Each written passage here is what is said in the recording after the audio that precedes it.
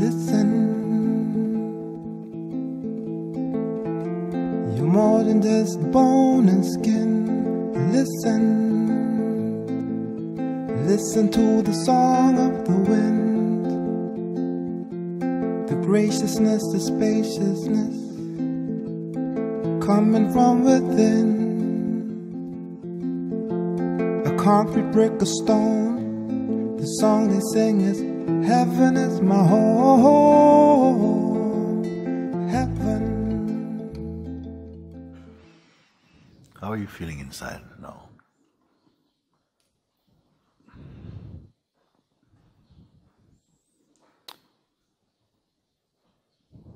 Can't put words. I mean, it's just it's been very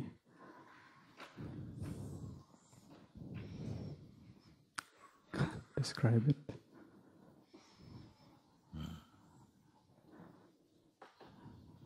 Do you feel numb? Yeah, there's a sense of just being very, I don't know if blank is the right word. Empty? Yeah. It's very... I always encourage, to get used to this state of emptiness. Because somehow our conditioned mind tends to shun it, to be afraid. Because some negative connotations have been put around the sense of being empty, like useless, you're a dropout or something. You see, not responsible, all these things. These voices come. But you don't pay attention to those for now. Just be in that as that for now. Because those judgments don't belong to this. Any judgment doesn't actually belong to it, you see.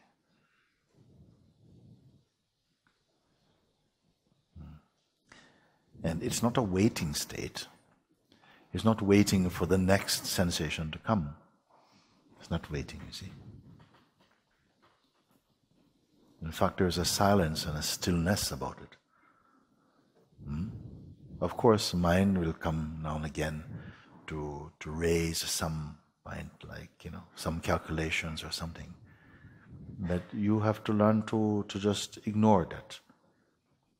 Ignoring has been also a very powerful tool, a very powerful attitude of many beings who somehow came to the realization of self. They learn to ignore much of the mind's chatter rather than panic or somehow, fight against. No, there's no need to fight the mind at all. You won't win anyway. If you want to break its power, then pay attention to yourself, not to your ego, but to that in whose light the ego sense is perceived, you see. And again, it returns you to emptiness again. Everything culminates into this silence, in this inner silence. If you don't want to use the word emptiness because it triggers some sort of feeling or towards negative, you can call it silence. Silence and emptiness are not different.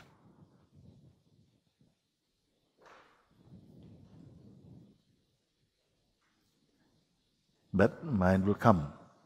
It says, look, you're not doing anything, your life is not moving on. What are you doing about your future? You see? Your parents will start telling you, it's about time you get married. It starts, you see? It will come. And you have to somehow just keep resting in this. And know that this is not a stagnation. Your presence, your being is not a stagnation. Because something is still does not mean stagnate. In fact, your being familiar with your own stillness, be one with your own stillness, is your most powerful thing.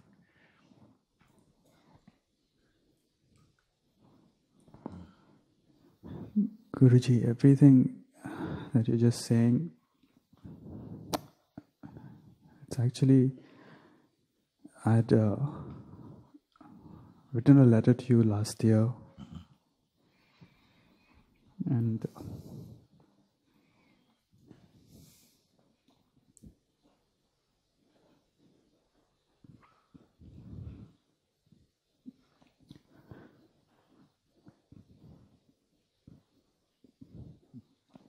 at the start of last year, I had lost both my parents.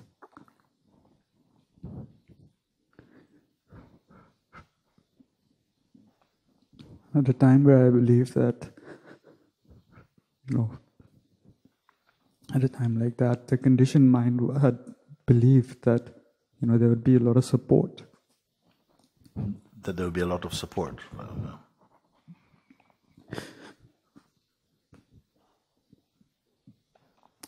But in a way, I was left very alone that time. And, everything was kind of being taken away simultaneously. Everyone who I thought would support me, maybe at that time I believed we were being very unfair and it was just not working out. And I prayed at that time for support. And I came across your video on YouTube. And after that, a lot of the old concepts changed. And when I wrote the letter to you, I was in a place where I was so thankful to the universe or to the higher power, that when the mind wanted more support, it didn't provide any. Yes. It just made me rely. I don't know even what it made me rely on. But there was just so much of I was just grateful that, that in your words, that grace picked me. It chose me at that time, that, that you don't have any, it was like if I made a list of the things I wanted, it had that list and said, we are not giving you any of this.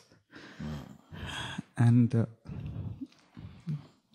I was just very, very, very grateful and at peace with a lot of whatever had happened to that stage. And, since that time, it's been since May last year that I lost my second parent. It almost feels like I've been drifting, but I don't feel I'm lost and I don't feel it's anything wrong. But there are, those who are in my life, who, of course, they care, and they are the ones who say, just get another job, or, you have to now become responsible, and these words ring. But I believe, there's something that just keeps telling me that what is taking care of you is far superior than all of this. And and I was very doubtful at one point, because I didn't know what is taking care of me. So in anger, I don't know, but I have a lot of fights with God. And I asked him, you have to prove yourself. It was my birthday in October last year, and I said, you prove yourself that what I'm doing is right. And for the first time in 31 years, I had no one to, hug me on my birthday.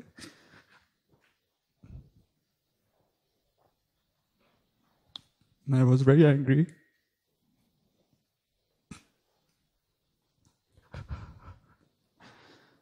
And I said, I want a hug. The following day, a couple of my friends came and they had a small baby. I never met that baby in my life. But it didn't stop hugging. That was my proof. Ever since that, a lot of doubts keep coming, but it's like, now it's become like a radio playing in another room now. My mind, it's like it's continuously playing, but I'm not really listening to it. Every now and then it's like I visit it, but I know that it's just in another room somewhere. So I just wanted to say that I don't know if I'm standing here as the ego or the self. I don't know all this. But whatever you can see, whatever you think is not needed, please remove it. For me, you're just fine.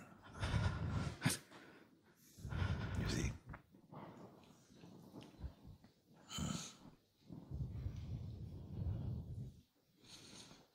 You're my son.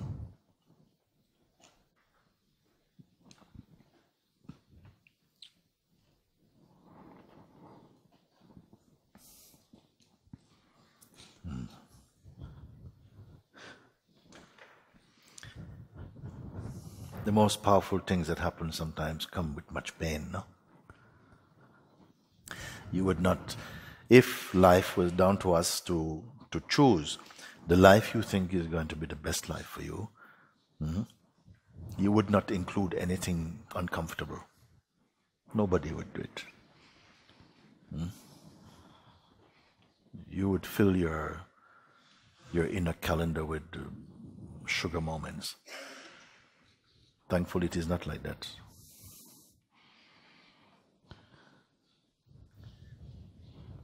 We grow up with this thing sometimes where he says, because I remember Papaji also saying, I have no friends and I don't want any. I was surprised. I was, oh my God, what is he talking about? Because we grew up with this feeling, new friends are silver, old friends are gold. All this type of stuff. You need. Friends are ones who are there for you when you need them and this type of thing. But sometimes your best friends are the ones who are not there for you when you need them, in a funny way. Because then you have to go beyond the need, and life throws you somehow by yourself for a moment. And you're going to find something much more profound than the comfort your mind seek. You see. And I remember also one time that one man was talking, and he said like this. He said, my life has changed so much because there was a time when we were living in a certain place, we had the most beautiful house, had a beautiful relationship, and everybody, all my friends would come, and they, when they have their troubles, they'd come to us, and we would, rub their hearts with some balm and comfort them and so on. And I always felt in my heart that, this is such a beautiful life. We are like a community of loving people or something. But then my wife left me, and then everything began to just turn gray. All the color went out of my life. Everything went gray. I had to leave my house. Everything was finished. And I thought, okay, now is the time I can call on my friends now, because I've always been there for them. And now I have to call in some chips. So I started to call my book, look to, oh yes, George will be there for me. Ring for George. Hello? George, hey, sorry, how you doing? Man, I need to talk to you. George, I am out of the country right now. And I'm going to be away for a few weeks and so on. Oh, okay. I'll talk to you when you come back. Let's talk to Martin, listen, man, I'm very busy right now. But I'll find some time, maybe towards the end of the week, I come and see you. And one by one, nobody was available. And his heart was collapsing in grief. He said, no, I've always been here for you. And now I need some support. Where are you? Everybody is, sorry, we're not. He didn't realize that it is not people he's dealing with, but God consciousness, you see. take everything away. Then he said, oh my God, I'm left on my own now. He said, I felt like I'm a leaf that has been just cut away from the tree and floating on the surface of the river. And now it starts to sink. It's sinking now. He said, oh no, I don't want to go to the bottom. I don't want to go to the bottom. And you're trying to swim. The leaves going. Oh no, I don't want, no. Like, how bad can it get? And then it come right down. It feels like the leaf landed.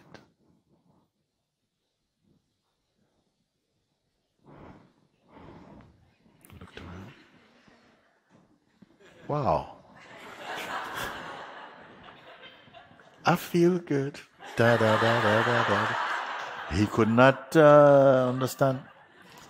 He says, where just his heart burst open, so much love and so much freedom, so much joy. He says, oh my God, how would this happen? He was so full. He could not understand. This is not, I'm not expecting this at all. And then he said he wanted to go and kiss all the people who told him, I don't have time for you. I want to go and listen, thank you for not being there, man. Because I found something much greater, and don't take it badly, but greater than you and you and you, just, I am free. But sometimes the life is like this, and you came to this place, you saw also, that what must happen will happen, no? Sri Ramana Maharshi, he says something. At his first time, he is a boy, he went to Arunachala. This is the master of my master. No? And he had just run away from home. He had heard of Arunachala and went there. And of course his mother, nobody knew where he went. And then finally word came to his family, yes, we saw him, Venkataram, we saw him in Tiruvannamalai. So of course she went and she found him, dressed in a loincloth, sitting. Her son. And she tried to convince him, darling, come home. Come home. You see? And then he was not inclined to speak,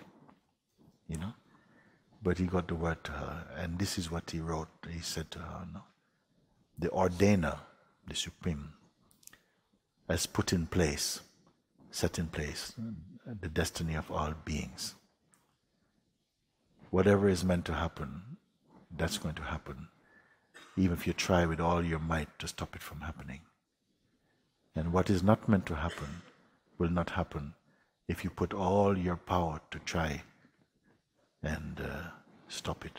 So whatever you want, it's independent of that power, it will happen.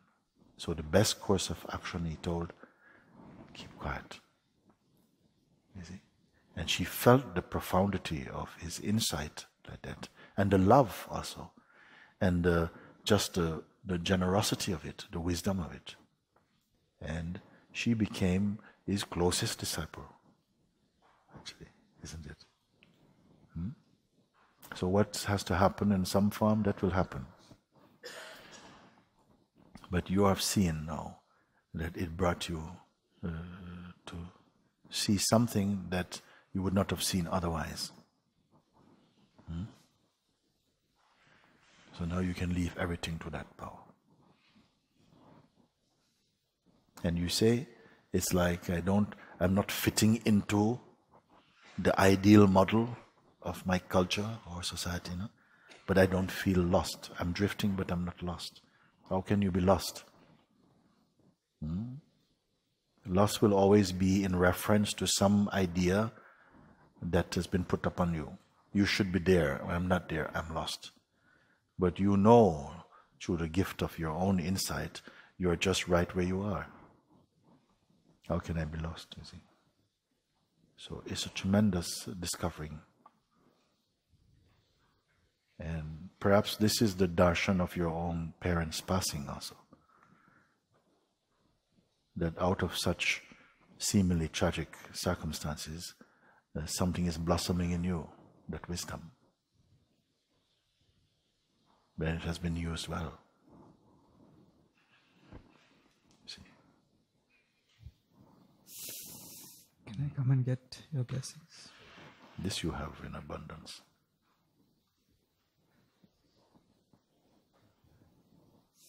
Can I get a hug from my father? Yes.